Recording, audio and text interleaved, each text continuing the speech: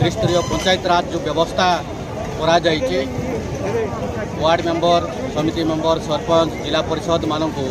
जोपरी भाव में संपूर्ण क्षमता देवार विधि व्यवस्था रही संविधान रे ताकू ओडिशा रे शासन करुवा सरकार घुंट गोड़े रखी तेणुक सरपंच भाई भौणी मैंने निज निज ग्राम पंचायत रे दुखी गरीब असहाय लोक सेवा करने कुंठाबोध होती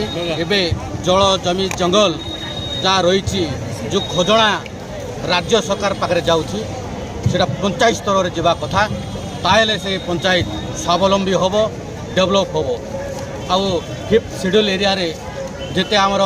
पेशा इन एक्ट अच्छी लागू करवा दरकार ए खाली अच्छी खाली नामक मात्र एवं बर्तमान सरपंच भाई भौणी मैंने गोटे गोटे रबर स्टाम्प कहले अतिरिक्त हम ना तेणुक तुरंत सरपंच भाई भौणी मानकर 15 दफा दाबी जो जनसाधारण दाबी रही